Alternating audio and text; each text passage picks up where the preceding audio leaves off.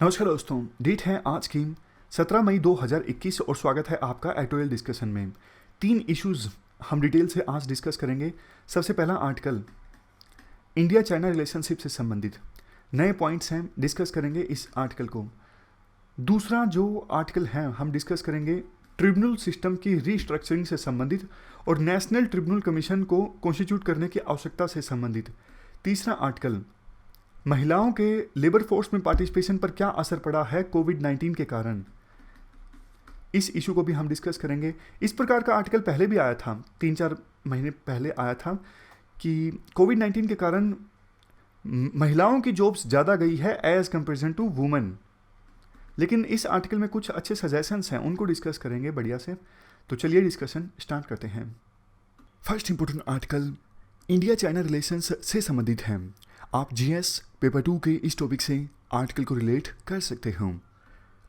देखो किस प्रकार से पिछले साल इंडिया और चाइना के बीच में डिस्प्यूट स्टार्ट हुआ एलएसी पर। ये पूरी टाइमलाइन आपको पता है, कम से कम 10-15 बार आपने सुन ली होगी या फिर पढ़ ही ली होगी। लेकिन इस आर्टिकल से आपको थोड़ा और क्लैरिटी मिलेगी। पिछले साल क्या हुआ, जब अप्रैल और मई के महीने में चाइना की फोर्सेस आगे आई इंडिया की साइड, तो शुरू में तो सरकार ने इनकार कर दिया कि नहीं ऐसा कुछ नहीं हुआ है, रूटीन की इवेंट है, कुछ नया नहीं है। लेकिन जब जून के महीने में गलवान वैली में वायलेंस हुआ, हमारे 20 जवान शहीद हो गए, तो आखिरकार सरकार को मानना ही पड़ा। और उस समय तक जो कॉमर्शियल सैटेलाइट्स हैं उनकी काफ़ी सारी इमेजेस आ चुकी थी, इधर उधर से स्टेटमेंट भी आ चुकी थी चाइना की साइड से, या फिर किसी दूसरे देश के इंटेलिजेंस एजेंसी ने यह दावा कर दिया था कि हाँ क्राइसिस पैदा हो रहे हैं। तब सरकार ने माना। सरकार ने देखो कभी कोई स्टेटमेंट जारी करके या फिर वाइट पेपर रिलीज करके साफ साफ ये तो नहीं बताया कि कौन सी ऐसी लोकेशंस है, कौन से ऐसे पॉइंट्स हैं जिन पर चाइना की फोर्सेस आगे आई हैं इंडिया की साइड। लेकिन जैसा हमने डिस्कस किया, कॉमर्शियल सैटेलाइट की इमेजेस, कुछ सरकार के अधिकारियों के या फिर लीडर्स के इंटरव्यूज़ और इधर उधर की स्टेटमेंट्स, उनको अगर हम कन्वर्ज करें तो बेसिकली ये पता लगता है 7 पॉइंट्स पर चाइना की फोर्सेस आगे आईं। Depsang plains, Galwan, Gogra, hot springs, Pangong Tso lake का नॉर्थ बैंक, क्लास रेंज और डेमचोक।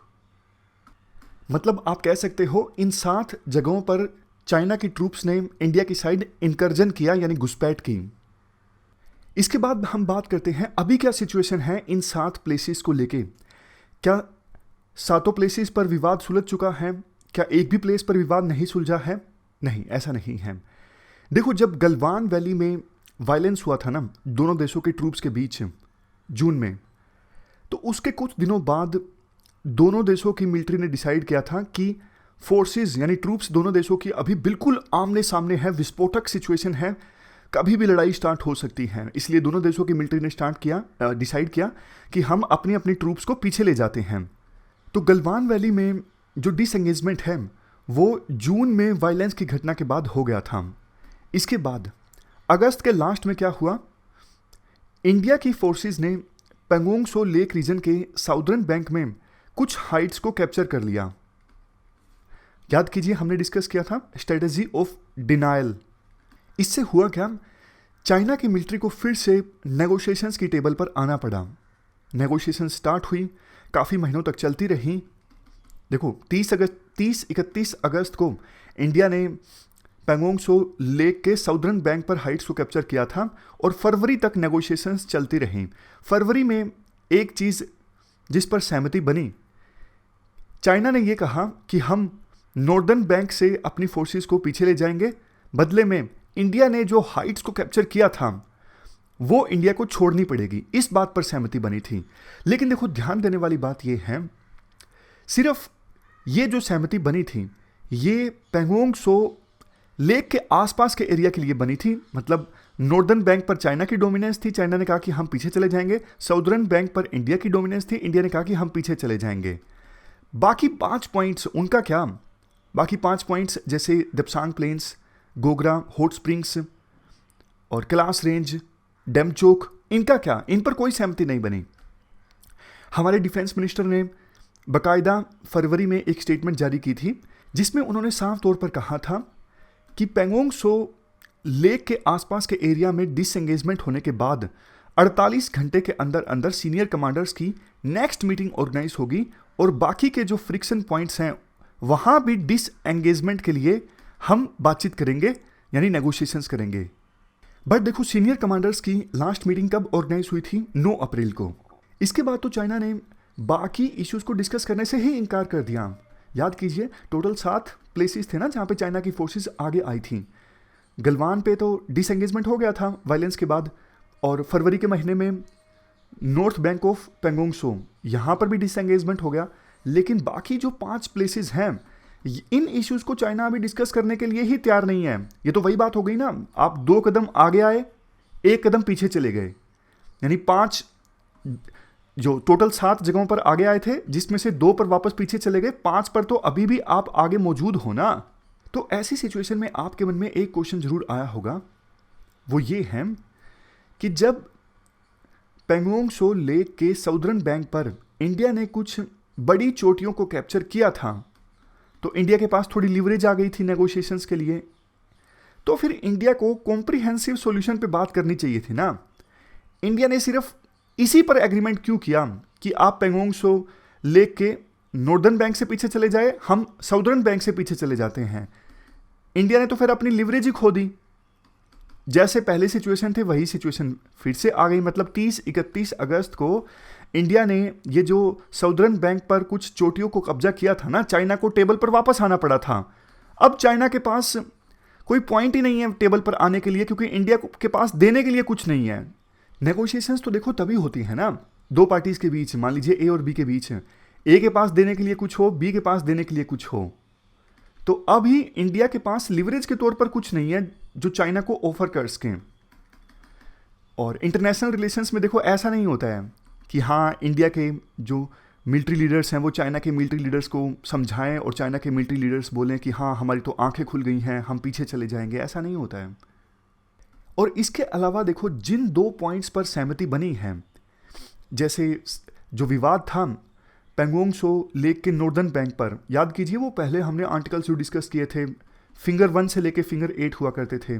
तो राइटर कहते हैं यहाँ भी अभी न्यू स्टेटस को रिस्टोर होना बाकी है। मतलब दोनों देशों के ट्रूप्स कहाँ तक आ सकते हैं, कौन से फिंगर तक आ सकते हैं, अभी इस पर कोई सहमति नहीं बनी है, सिर्फ डिसएंगेजमेंट हुई है। उसी प्रकार से साउदर्न बैंक पर जो क्लास रेंज है, वहाँ पर भी ऐसा नहीं है कि पूरी तरह से डी एस्केलेशन हो चुका है, यानी फ्यूचर में विवाद हो ही नहीं सकता। फ्यूचर में भी विवाद हो सकता है, अभी पूरी तरह से डी एस्केलेशन नहीं हुआ है। वैसे तो दोनों देशों की तरफ से जो स्टेटमेंट्स आई फरवरी के समझौते के बाद, उसके बाद स्टेटमेंट्स में यही बोला गया कि हाँ, हम पीस इंश्योर करना चाहते हैं बॉर्डर एरियाज़ में, और गलवान वैली की घटना के बाद कोई डेथ नहीं हुई है, और सितंबर में फायरिंग की घटना के बाद अभी तक कोई फायरिंग भी नहीं हुई है बॉर्डर पर। लेकिन देखो, इंडिया में जो सिक्योरिटी इस्टेब्लिशमेंट है ना, उन्हें पता है सिचुएशन काफ़ी ज़्यादा वोलेटाइल है बॉर्डर पर। इसी वजह से पहले काफ़ी फोर्सेस वेस्टर्न बॉर्डर पर जो तैनात थी, इंडिया पाकिस्तान बॉर्डर पर, उनको रीओरिएंट कर दिया गया है चाइना बॉर्डर की तरफ। इसके बाद देखो, आर्टिकल में डिस्कस किया जाता है कि इसी बीच आ गया कोविड-19। मतलब कोविड-19 तो पहले से आया हुआ था, लेकिन सेकेंड वेव ने इंडिया के सामने एक बहुत बड़ा संकट पैदा कर दिया। तो इंडिया का जो स्टेटस था रीजनल पावर का, उस स्टेटस को किस प्रकार से कोविड-19 की सेकेंड वेव ने हर्ट किया है, ऐसा राइटर अब डिस्कस करते हैं। सेकेंड वेव से पहले तो देखो, सरकार वैक्सीन मैत्री प्रोग्राम को चला रही थी और ये साबित करने में लगी हुई थी कैसे बीजिंग की, यानी चाइना की वैक्सीन डिप्लोमेसी के अल्टरनेटिव के तौर पर आप इंडिया की वैक्सीन मैत्री प्रोग्राम को देख सकते हो। इंडिया ने कुछ वैक्सीन्स भेजी भी, बांग्लादेश में, श्रीलंका में, भूटान में, नेपाल में, सब कुछ अच्छा चल रहा था। लेकिन सेकेंड वेव आने के बाद इंडिया को खुद से आवश्यकता महसूस हुई कि पहले तो देश की जनता को जल्द से जल्द वैक्सीनेट करने की आवश्यकता है। तो इवन जो कॉमर्शियल एग्रीमेंट साइन हुए थे, जैसे श्रीलंका ने सीरम के साथ एग्रीमेंट साइन किया था, बांग्लादेश ने साइन किया था वैक्सीन्स मंगवाने के लिए, तो सरकार ने तो रोक लगा दी कि अब आप एक्सपोर्ट नहीं कर सकते सीरम पर। तो यानी जो एग्रीमेंट साइन हुए थे सीरम के, श्रीलंका के साथ, बांग्लादेश के साथ, उन एग्रीमेंट्स को सीरम पूरा नहीं कर सका। तो इससे चाइना को मौका मिल गया ये दिखाने का कि देखो आप इंडिया पर रिलाय नहीं कर सकते। अंत में बांग्लादेश और श्रीलंका को चाइना से वैक्सीन मंगवानी पड़ी। इस मौके को भांपकर चाइना ने भी साउथ एशियन कंट्रीज की एक मीटिंग बुलाई। इंडिया को छोड़ के बाकी साउथ एशियन कंट्रीज की एक मीटिंग चाइना ने बुलाई कि कैसे इस महामारी पर काबू पाया जा सकता है। समझ गए किस प्रकार से इंडिया का रीजनल पावर का जो स्टेटस है वो हर्ट हुआ कोविड-19 की सेकेंड वेव के बाद, क्योंकि इंडिया वैक्सीन नहीं दे इसका बाकी हमारे पड़ोसी देशों को। और ना सिर्फ देखो रीजनल पावर का स्टेटस, बल्कि इंडिया की जो एस्पायरेशंस हैं, इच्छा है ग्लोबल पावर बनने की, वो भी काफ़ी ज़्यादा प्रभावित हुई इस सेकेंड वेव की वजह से। देखो क्वाड की जब मीटिंग ऑर्गेनाइज हुई थी ना, तो उसमें एक वैक्सीन इनिशिएटिव लॉन्च करने का फैसला हुआ था कि हम 1 बिलियन डोजेज को मैन्युफैक्चर करेंगे, और जिसमें सबसे बड़ा रोल इंडिया का होने वाला था, क्योंकि इंडिया के पास वैक्सीन को प्रोड्यूस करने की कैपेसिटी है। सोचा यह भी गया था कि इस इनिशिएटिव के तहत जो 1 बिलियन वैक्सीन डोजेज मैन्युफैक्चर होंगी ना, उनको दिया जाएगा इंडो पैसिफिक रीजन में आने वाले कंट्रीज को, ताकि चाइना के बढ़ते इन्फ्लुएंस को रोका जा सके। क्योंकि इंडो पैसिफिक रीजन में जो देश आते हैं उनको वैक्सीन क्वाड दे देता है, तो वो चाइना की तरफ नहीं जाएंगे, चाइना का इन्फ्लुएंस कम होगा इस रीजन में। लेकिन दिक्कत ये है, ये वैक्सीन इनिशिएटिव क्वाड का इंडिया पर बहुत डिपेंडेंट था। अब इंडिया खुद ही वैक्सीन इंपोर्ट कर रहा है दूसरे देशों से, तो इंडिया खुद क्या 1 बिलियन जो वैक्सीन है वो मैन्युफैक्चर करेगा। हालांकि देखो राइटर थोड़ा ज़्यादा नेगेटिव है, क्योंकि सरकार ने प्लान रखा है कि हम दिसंबर तक इंडिया में 216 करोड़ वैक्सीन के जो डोजेज हैं वो मैन्युफैक्चर हो चुके होंगे। देखो अभी वैक्सीन की दिक्कत है, लेकिन एक चीज़ आपको ये भी माननी पड़ेगी, वैक्सीन हेजिटेंसी भी काफ़ी है। शहरों के लोग तो वैक्सीन लगवाने के लिए बिल्कुल तत्पर हैं, लेकिन रूरल एरियाज़ में लोग इतने तत्पर नहीं हैं, वैक्सीन हेजिटेंसी हैं, अभी भी उनको काफ़ी शंकाएं हैं वैक्सीन को लेके। आप जुलाई में देखना वैक्सीन बहुत ज़्यादा अवेलेबल होगी, लेकिन लोग लगवा नहीं रहे होंगे इतनी।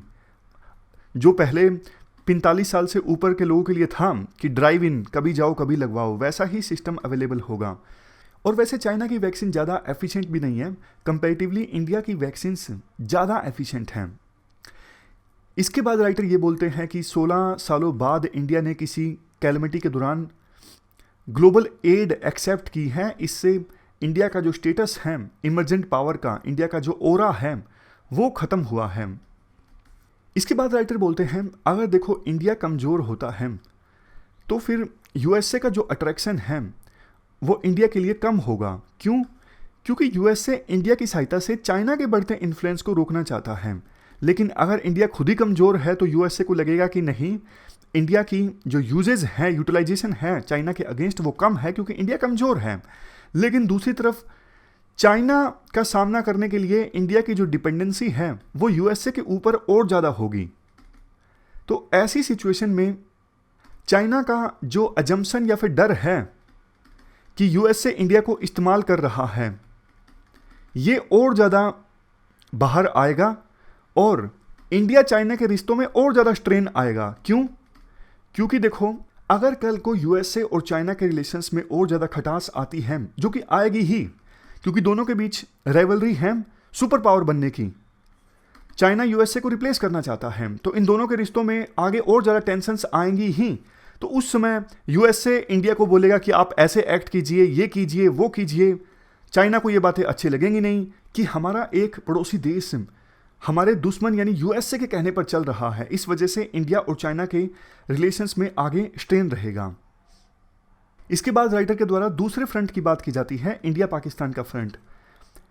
राइटर कहते हैं इंडिया को समझ में आ गया कि 2 फ्रंट का वार लड़ना बहुत मुश्किल होगा, इसलिए यूएई के मीडिएशन पर बैक चैनल टॉक्स ऑर्गेनाइज हुई इंडिया और पाकिस्तान के बीच। 2003 का जो सीज फायर एग्रीमेंट है उसको भी रिवाइव किया गया। लेकिन देखो जैसा हमने पहले भी डिस्कस किया, पाकिस्तान की मिलिट्री इस्टेब्लिशमेंट में अभी डिबेट चल रही है इंडिया से बातचीत को लेकर आगे बढ़ा जाए या फिर ना बढ़ा जाए, और कैसे मतलब पाकिस्तान सरकार का जो स्टैंड है कश्मीर इशू को लेके उसको कैसे डीलिंक किया जाए क्योंकि उन्होंने ऐसे बड़े बड़ी बातें बोल दी हैं कि जब तक इंडिया स्पेशल स्टेटस रिस्टोर नहीं करेगा हम बातचीत नहीं करेंगे। तो उनके लिए भी बेइज्जती वाली बात होगी ना, वो इस इशू को पूरी तरह से इग्नोर करके अगर इंडिया के साथ बातचीत स्टार्ट कर दें तो कैसे पाकिस्तान इस इशू को हैंडल करेगा अभी समझ में नहीं आ रहा है। लेकिन हाँ, इतना ज़रूर है कि जब जब इंडिया कमज़ोर होता है ना, पाकिस्तान उसका फ़ायदा उठाना चाहता है। तो अभी इंडिया कमज़ोर है, पाकिस्तान इसका फ़ायदा उठाना चाहेगा। ऊपर से अफ़गानिस्तान से भी यूएसए वापस जा रहा है, तालिबान का अफ़गानिस्तान की सत्ता में आने का डर है। तो ये जो सिचुएशन है किसी भी हिसाब से देखो आप इंडिया के लिए अच्छी नहीं है। पाकिस्तान के साथ एक तरफ हमेशा से टेंशन्स रहती हैं, चाइना के साथ बॉर्डर पर टेंशन्स, अफ़गानिस्तान में खतरे की घंटी इंडिया के लिए बज रही है अगर तालिबान सत्ता में आ गया। लास्ट में राइटर एक बार फिर से इंडिया और चाइना रिलेशंस में कोऑपरेशन का स्कोप एक्सप्लोर करते हैं। देखो, जैसे ही इंडिया में सेकेंड वेव कोविड-19 की थोड़ी इंटेंस हुई, सभी देशों ने इंडिया को मदद भेजना स्टार्ट किया। ऐसी सिचुएशन में चाइना के जो राष्ट्रपति हैं शी चिनफिंग, उन्होंने भी प्रधानमंत्री मोदी को एक मैसेज भेजा और इंडिया में जो डेथ्स हो रही हैं सिंपैथी जाहिर की। इसके बाद दोनों देशों के विदेश मंत्रियों ने भी बात की कैसे पैंडेमिक से निपटा जा सकता है। दोनों विदेश मंत्रियों की बातचीत के बाद चाइना की तरफ से जो कार्गो फ्लाइट्स रुकी हुई थी, क्लियरेंस नहीं मिल रहा था, उनको क्लियरेंस मिल गया, अप्रूवल मिल गया और वो कार्गो फ्लाइट्स इंडिया में पहुंची। अभी चाइना के जो एम्बेसडर हैं इंडिया में, वो अपने ट्विटर पर बार बार हाईलाइट कर रही हैं कैसे चाइना ने इंडिया को सप्लाईज और मटेरियल भेजे इस महामारी से निपटने के लिए। बट इंडिया ने कहा चाइना की तरफ से जो कुछ आया है वो एड नहीं है, वो तो देखो सप्लाईज हैं, कॉमर्शियल कॉन्ट्रैक्ट्स हैं। मतलब चाइना की प्राइवेट कंपनी से हमने सामान खरीदा है, वो आया है, सीधी सी बात है, व्यापार हुआ है। ऐसा थोड़ी ना आपने कोई एड भेजी है, ग्रांट भेजी है और हमने एक्सेप्ट की है। बट चाइना जानबूझ के उसे एड दिखा रहा है कि हमने आपको मदद दी है। इंडिया कहता है मदद नहीं ली है भैया, आपकी कंपनी से हमने सामान खरीदा है, आपने सामान भेजा है। इसके बाद राइटर ये बोलते हैं कि देखो, बेशक चाइना से एड इंडिया को ना आई हो, मतलब इंडिया ने एक्सेप्ट ना की हो, लेकिन हाँ इतना ज़रूर है सप्लाई चेन्स ओपन है इंडिया और चाइना के बीच। अगर देखो चाइना सप्लाई चेन्स को बंद कर देता ना फिलहाल की सिचुएशन में, तो इंडिया के लिए संकट और ज़्यादा गहरा जाता। क्योंकि जैसा आपको पता है, इवन दवाइयाँ बनवाने के लिए भी, ड्रग्स को मैन्युफैक्चर करने के लिए 90% जो API हैं, एक्टिव फार्मास्यूटिकल इंग्रेडिएंट्स जो हैं, हम चाइना से इंपोर्ट करते हैं। अगर चाइना रुकावट पैदा करता तो इंडिया की कंपनीज़ के लिए काफ़ी दिक्कत आ जाती। चाइना ने 15 दिन तक तो फ्लाइट्स, कार्गो जो फ्लाइट्स हैं वो बंद रखी, लेकिन 15 दिनों के बाद में कार्गो फ्लाइट्स ओपन कर दी, यानी सप्लाईज जो हैं अभी इंडिया और चाइना के बीच ओपन हैं।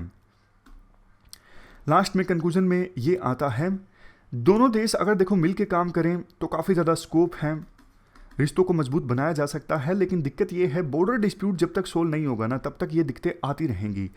इंडिया चाहता है जल्द से जल्द बॉर्डर को लेके कुछ क्लैरिफिकेशन आए और बॉर्डर डिमार्केट हो, लेकिन चाइना कोई जल्दबाजी में नहीं है। चाइना को पता है बॉर्डर विवाद बार बार पैदा करके इंडिया के ऊपर डोमिनेंस इस्टेब्लिश किया जा सकता है, इंडिया को यूएसए के पाले में जाने से रोका जा सकता है। अभी देखो चाइना ये भी बोलता है कि आप बॉर्डर इशू को बाकी इशू से अलग रखिए, जबकि इंडिया का ये कहना है नहीं भैया नहीं, हम सभी रिश्तों को एक साथ लेके चलेंगे। ये हमें बर्दाश्त नहीं है कि एक तरफ बॉर्डर डिस्प्यूट है, चल रहा है, वायलेंस हो रहा है, दूसरी तरफ आप ये चाहो कि हाँ व्यापार होता रहे। नहीं, ये हमें बर्दाश्त नहीं है। आप पूरे रिश्तों को एक साथ हैंडल कीजिए, जिसमें बॉर्डर डिस्प्यूट भी आएगा, ट्रेड इश्यूज भी आएंगे, सब एक साथ आएगा। चाइना कहता है नहीं ऐसा मत करो, बॉर्डर इशू को अलग रखो और बाकी रिश्ते हम अच्छे मेंटेन करते हैं, बॉर्डर पर जो कुछ चल रहा है चलते रहने दो। समझ गए? अप्रोच अलग अलग है अब इंडिया और चाइना की। तो ये पूरा इशू हमने काफ़ी ज़्यादा डिटेल से डिस्कस किया। थैंक यू नहीं थैंक यू नहीं है, दूसरे आर्टिकल्स भी हैं, आगे चलते हैं। नेक्स्ट आर्टिकल ट्रिब्यूनल्स की रिस्ट्रक्चरिंग से संबंधित है। आप GS पेपर 2 के इस टॉपिक से आर्टिकल को रिलेट कर सकते हो। ये एस्पेक्ट्स हम कवर करेंगे इस आर्टिकल के डिस्कशन में। कुछ समय पहले आपको याद होगा हमने एक आर्टिकल डिस्कस किया था एक ऑर्डिनेंस के बारे में। ऑर्डिनेंस का नाम था tribunals reforms rationalisation and conditions of service ordinance 2021।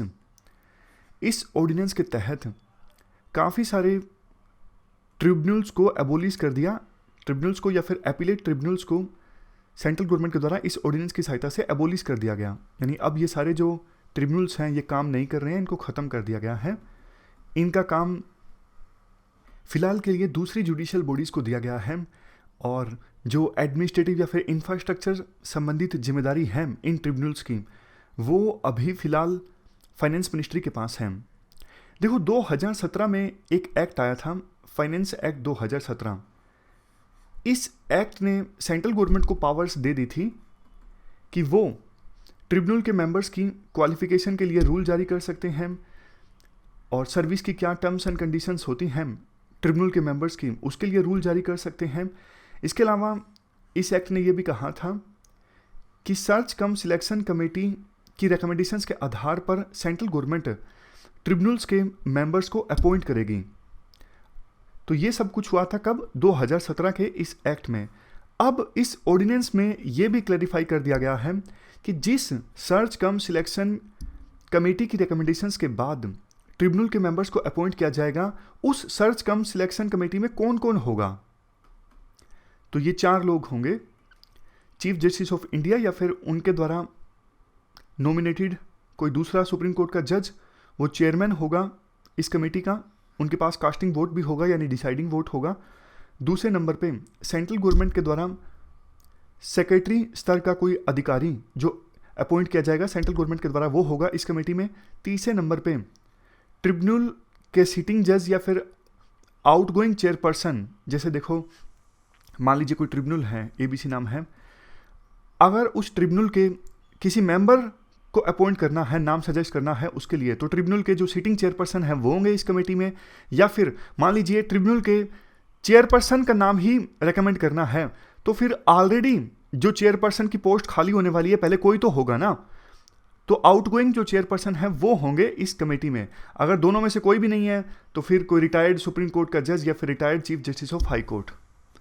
चौथे नंबर पे जिस मिनिस्ट्री के तहत वो ट्रिब्यूनल आता है, जैसे ABC ट्रिब्यूनल है, मान लीजिए इनकम टैक्स से संबंधित है, तो ये आएगा फाइनेंस मिनिस्ट्री के अंतर्गत। तो फाइनेंस मिनिस्ट्री का जो सेक्रेटरी है वो भी होगा इस कमेटी में, लेकिन इनके पास कोई वोट नहीं होगा।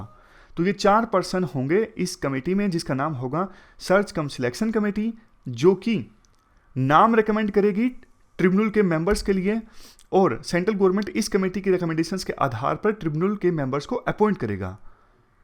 तो पहले देखो सारी चीज़ें तो डिसाइड हो गई थी, लेकिन अब कुछ चीज़ें सरकार के द्वारा इस ऑर्डिनेंस में क्लैरिफाई की गई हैं, जिसमें एक चीज़ ये है कमेटी में कौन कौन होगा ये क्लैरिफाई किया गया है। दूसरे नंबर पे कितना कार्यकाल होगा मेंबर्स का, वो भी सरकार के द्वारा इस ऑर्डिनेंस में बताया गया है। जैसे देखो ट्रिब्यूनल का चेयरपर्सन जो है उनका कार्यकाल होगा 4 साल तक का, या फिर 70 साल एज पूरी हो जाए, दोनों में से जो जल्दी हो जाएगा तभी चेयरपर्सन का जो कार्यकाल है वो खत्म हो जाएगा। चेयरपर्सन के अलावा दूसरे मेंबर्स का कार्यकाल कितना होगा? 4 साल का या फिर 67 साल एज पूरी हो जाए, दोनों में से जो जल्दी हो जाएगा कार्यकाल मेंबर का पूरा हो जाएगा। यानी चेयरपर्सन के लिए एज कितनी? 70, मेंबर के लिए एज कितनी? 67। अब क्वेश्चन ये उठता है सरकार ने क्या तर्क दिया इन कई सारे ट्रिब्यूनल्स को एबोलिश करने का। सरकार का ये कहना है कि देखो बहुत ही ज़्यादा पुअर एडजुडिकेशन इन ट्रिब्यूनल्स के द्वारा किया जा रहा था, केसेस के हैंडलिंग में बहुत ज़्यादा डिले हो रहा था और लिटिगेशन कॉस्ट इंक्रीज भी हो रही थी।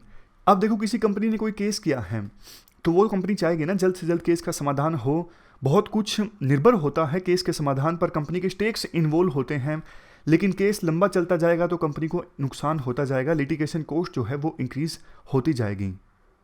इसके अलावा भी और बहुत सारे आरोप लगते थे, जैसे एग्जीक्यूटिव का इंटरफेयर है, तो ये गलत है ना, सेपरेशन ऑफ पावर्स के कंसेप्ट के अलग हैं, अगेंस्ट है। एग्जीक्यूटिव का यानी सरकार का इन ट्रिब्यूनल्स के कामकाज में कोई इंटरफेयर नहीं होना चाहिए, लेकिन बार बार जुडिशरी के पास यानी सुप्रीम कोर्ट के पास, हाई कोर्ट के पास लिटिगेशंस फाइल की जाती थी कि ये ट्रिब्यूनल्स इंडिपेंडेंट ढंग से काम नहीं कर पा रहे हैं। तो इन रीजंस को देखते हुए सरकार ये ऑर्डिनेंस लेके आई। अब क्रिटिसिज्म की बात करते हैं। सबसे पहला क्रिटिसिज्म, सरकार ने काफ़ी सारे इंपॉर्टेंट ट्रिब्यूनल्स को एबोलिश कर दिया बिना स्टेक होल्डर्स से कंसल्ट किए। जैसे फिल्म बिरादरी के जो लोग हैं, डायरेक्टर्स, प्रोड्यूसर्स, एक्टर्स, उनसे कोई कंसल्ट नहीं किया गया, सीधा सरकार ने ये एबोलिश ही कर दिया फिल्म सर्टिफिकेशन अपीलेट ट्रिब्यूनल। दूसरा criticism, Roger Matthew versus south Indian bank 2019 के केस में सुप्रीम कोर्ट ने ये डायरेक्शन दिया था कि आप ऐसा कोई काम करो तो पहले जुडिशियल इम्पैक्ट असेसमेंट जरूर करो, मतलब जुडिशरी पर क्या इम्पैक्ट पड़ेगा आपके इस डिसीजन से। इसका मतलब ये है कि आपके डिसीजन से जुडिशरी पर बर्डन कितना ज़्यादा कम होगा या फिर बढ़ेगा, वो आप पहले से अनुमान लगाइए। तो ये सारे जो ट्रिब्यूनल्स अबोलिश किए गए हैं ना, इससे जुडिशरी पर बर्डन इंक्रीज होगा, ये सरकार ने नहीं सोचा, ये दूसरा क्रिटिसिज्म है। तीसरा, Madras bar association versus union of India 2020 के केस में कोर्ट ने जो डायरेक्शंस दी थी सर्च कम सिलेक्शन कमेटी से संबंधित भी, कौन कौन इसका मेंबर हो सकता है, कितना टेन्योर हो सकता है, ज़्यादातर गाइडलाइंस तो सरकार ने मान ली, लेकिन कोर्ट ने इस केस में ये कहा था मेंबर्स का और चेयरपर्सन का 5 साल का कार्यकाल हो सकता है। इसको सरकार ने नहीं माना। सरकार ने, जैसा हमने शुरुआत में डिस्कस किया, बोला कि 4 साल का ही कार्यकाल होगा, 5 साल का नहीं होगा। तो इसको लेके क्रिटिसाइज करते हैं राइटर। नेक्स्ट पॉइंट ये है, सेंटर ने ऑर्डिनेंस आने के बाद अभी तक नेशनल ट्रिब्यूनल कमीशन का गठन नहीं किया है, जो कि एक इंडिपेंडेंट अम्ब्रेला बॉडी होगी ट्रिब्यूनल्स के कामकाज को सुपरवाइज करने के लिए। इसके अलावा इस नेशनल ट्रिब्यूनल कमीशन का काम ये भी होगा appointment, disciplinary proceeding against members, administrative infrastructure provide करना, या फिर दूसरा ट्रिब्यूनल्स के लिए इंफ्रास्ट्रक्चर की आवश्यकताएं पूरी करना। ये सब काम होंगे इस नेशनल ट्रिब्यूनल कमीशन के। इसको अभी तक गठित सरकार ने नहीं किया है। इसका आइडिया सबसे पहली बार निकल के आया था L Chandra Kumar versus union of India case में 1997 के दिसंबर 2020 की बात है। सुप्रीम कोर्ट ने फिर से डायरेक्शंस दी सेंट्रल गवर्नमेंट को कि आप नेशनल ट्रिब्यूनल कमीशन का गठन कीजिए, बट अभी तक इस कमीशन का गठन नहीं हुआ है। अब आर्ग्यूमेंट्स दिए जाते हैं इस नेशनल ट्रिब्यूनल कमीशन को कॉन्स्टिट्यूट करने के फेवर में।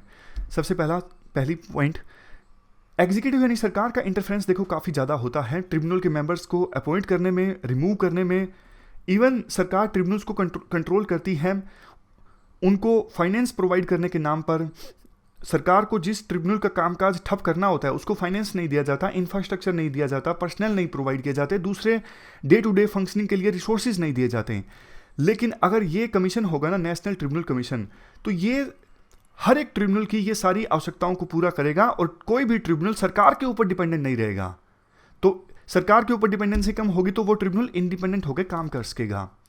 नेक्स्ट, जब देखो ये कमीशन गठित होगा ना, नेशनल ट्रिब्यूनल कमीशन, तो एक जो आरोप लगता है कि हमारे देश में ट्रिब्यूनल्स के कामकाज में ना यूनिफॉर्मिटी नहीं है। कोई ट्रिब्यूनल कैसे काम करता है, कोई दूसरा ट्रिब्यूनल बिल्कुल अलग तरीके से काम करता है, यूनिफॉर्मिटी नहीं है सभी ट्रिब्यूनल्स के कामकाज में, सेम तरह से प्रोसीजर से काम नहीं करते। तो ये जब कमीशन गठित होगा तो सभी ट्रिब्यूनल्स के कामकाज में यूनिफॉर्मिटी लेके आएगा। नेक्स्ट सजेशन ये देते हैं राइटर, अगर देखो नेशनल ट्रिब्यूनल कमीशन का स्ट्रक्चर जैसे कंपनीज का स्ट्रक्चर होता है वैसे होगा। कंपनी का स्ट्रक्चर कैसे होता है, एक बोर्ड होता है, सीईओ होता है, सेक्रेटरीट होता है, वैसे ही इस कमीशन का स्ट्रक्चर होगा ना, तो फिर अच्छे ढंग से ये जो कमीशन है सभी ट्रिब्यूनल्स को अपनी सर्विसेज और एडमिनिस्ट्रेटिव सपोर्ट प्रोवाइड कर सकता है। नेक्स्ट पॉइंट, एक आरोप ये लगता है कि विभिन्न जो ट्रिब्यूनल्स हैं वो एफिशिएंसी के साथ काम नहीं कर पाते। तो ये नेशनल ट्रिब्यूनल कमीशन क्या करेगा, सभी ट्रिब्यूनल्स के कामकाज के लिए परफॉर्मेंस स्टैंडर्ड सेट कर देगा कि आपको भैया इस स्टैंडर्ड के हिसाब से काम करना ही है। तो परफॉर्मेंस स्टैंडर्ड सेट हो जाएंगे तो ट्रिब्यूनल की जो एफिशिएंसी है वो इंक्रीज होगी। Next point, national tribunal commission ये ट्रिब्यूनल के मेंबर्स की सैलरी, अलाउंसेस, दूसरी सर्विस कंडीशंस वो सेट करेगा। इससे अभी जो पावर सरकार के पास है जिससे सरकार ट्रिब्यूनल्स के कामकाज को इन्फ्लुएंस करती है, सरकार इन्फ्लुएंस नहीं कर पाएगी क्योंकि ये जो ट्रिब्यूनल है ये तो इंडिपेंडेंट होकर काम करेगा ही, तो इंटरफेरेंस जो है वो एग्जीक्यूटिव का वो कम हो जाएगा। सबसे लास्ट पॉइंट, ये जो नेशनल ट्रिब्यूनल कमीशन होगा ये ट्रिब्यूनल के मेंबर्स को, लिटिगेंट्स को और इवन वकीलों को भी स्पोर्ट सर्विसेज प्रोवाइड करेगा।